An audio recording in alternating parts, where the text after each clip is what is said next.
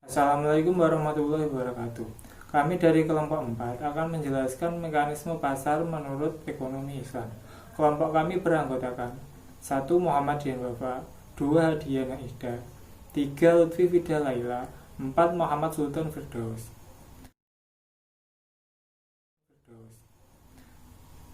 Pengertian pasar. Pengertian pasar adalah tempat bertemunya antara penjual dan pembeli untuk melakukan transaksi barang atau jasa. Al-Ghazali dalam kitabnya Ihya menjelaskan tentang sebab timbulnya pasar. Dapat saja petani hidup di mana alat-alat pertanian tidak tersedia. Sebaliknya, pandai besi dan tukang kayu hidup di mana lahan pertanian tidak ada.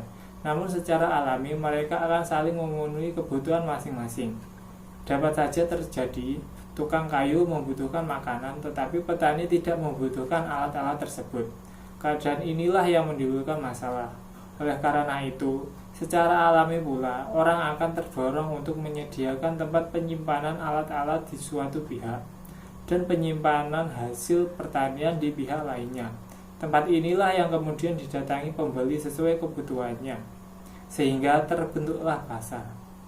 Struktur pasar dalam pandangan Islam.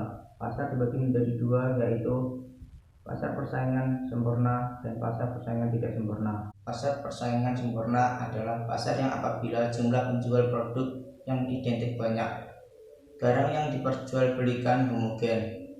Seorang penjual secara individual tidak dapat mempengaruhi pasar. Sedangkan pasar persaingan tidak sempurna adalah pasar di mana terdapat satu atau beberapa penjual yang menguasai pasar atau harga, serta satu dari beberapa pembeli yang menguasai pasar atau harga.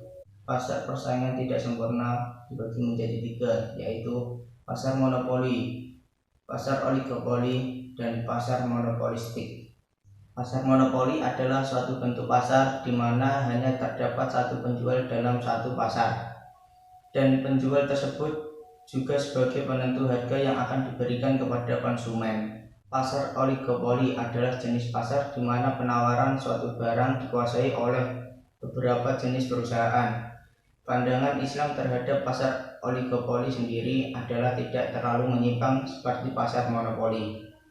Pasar monopolistik adalah salah satu bentuk pasar di mana terdapat banyak produsen yang menghasilkan barang serupa tetapi memiliki perbedaan dalam beberapa aspek. Mekanisme pasar menurut ilmuwan Muslim klasik. Mekanisme ini telah dibahas oleh beberapa ilmuwan klasik seperti Abu Yusuf, Al-Ghazali, Ibnu Taimiyah, dan Ibnu Khaldun. Yang pertama saya akan membahas tentang mekanisme pasar menurut Abu Yusuf.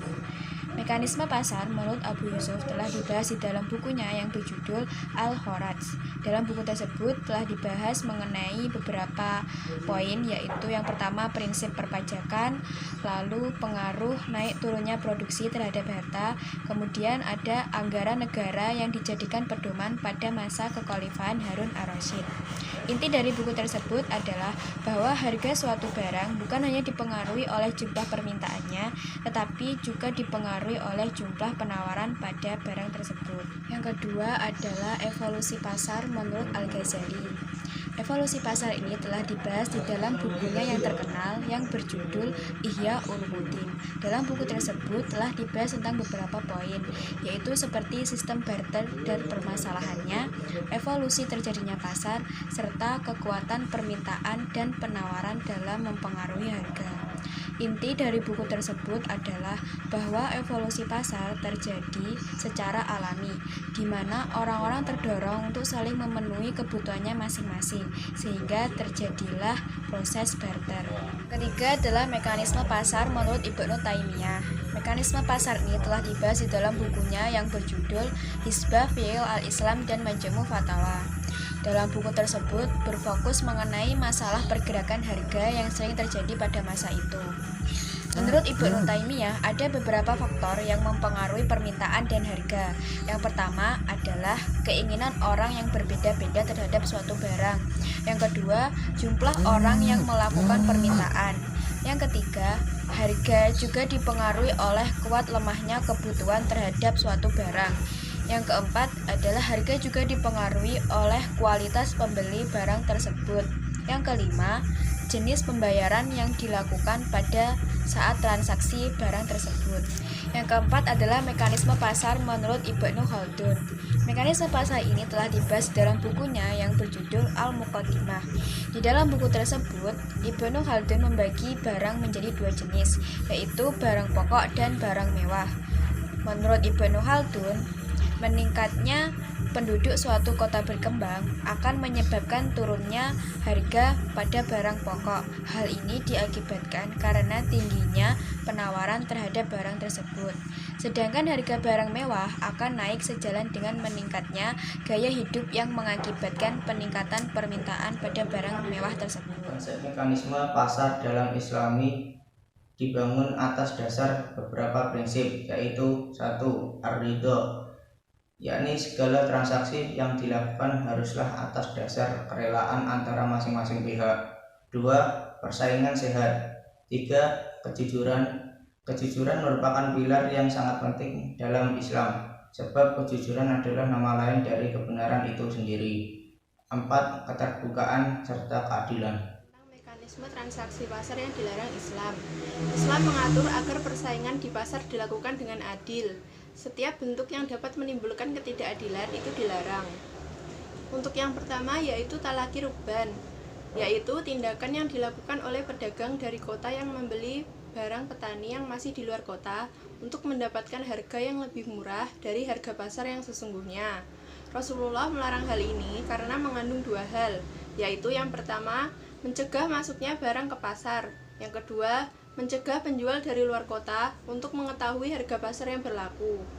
Inti dari pelarangan ini adalah tidak adilnya tindakan yang dilakukan oleh pedagang kota yang tidak menginformasikan harga pasar yang sesungguhnya terjadi di pasar.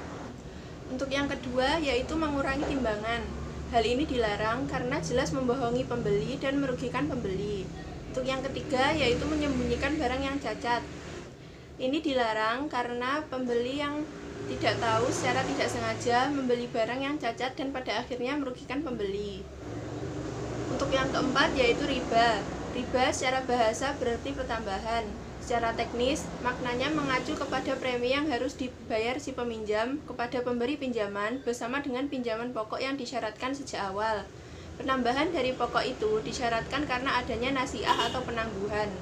Untuk yang kelima yaitu menukar barang yang kualitasnya bagus dengan barang yang kualitasnya sedang. Hal ini jelas merugikan pembeli. Untuk yang keenam yaitu transaksi najasi. Najasi adalah sebuah praktek dagang di mana seseorang berpura-pura menawar barang yang didagangkan dengan maksud hanya untuk menaikkan harga agar orang lain bersedia membeli dengan harga itu. Transaksi najasi diharamkan dalam perdagangan karena si penjual menyuruh orang lain memuji barangnya atau menawar dengan harga yang lebih tinggi agar orang lain tertarik pula untuk membelinya. Akibatnya terjadi permintaan palsu dan tingkat permintaan yang terjadi tidak dihasilkan secara alamiah. Untuk selanjutnya yaitu iktikar atau penimbunan. Pedagang dilarang melakukan iktikar, yaitu melakukan penimbunan barang dengan tujuan spekulasi, sehingga ia mendapatkan keuntungan di atas keuntungan normal. Dan dia menjual dengan hanya sedikit barang untuk mendapatkan harga yang lebih tinggi, sehingga mendapatkan keuntungan di atas keuntungan normal. Suatu kegiatan dalam kategori iktikar apabila tiga unsur berikut terdapat dalam kegiatan tersebut untuk mengupayakan adanya kelangkaan barang baik dengan cara menimbun, menjual dengan harga yang lebih tinggi dibanding dengan harga sebelum munculnya kelangkaan, serta mengambil keuntungan yang lebih tinggi dibanding keuntungan sebelum terjadinya penimbunan. Untuk yang terakhir yaitu gaban fahishi atau menjual barang di atas harga pasar, mengambil keuntungan tinggi dengan memanfaatkan kebodohan konsumen. Sekian penjelasan materi dari kelompok kami. Apabila ada kurang lebihnya kami mohon maaf. Wassalamualaikum warahmatullahi wabarakatuh.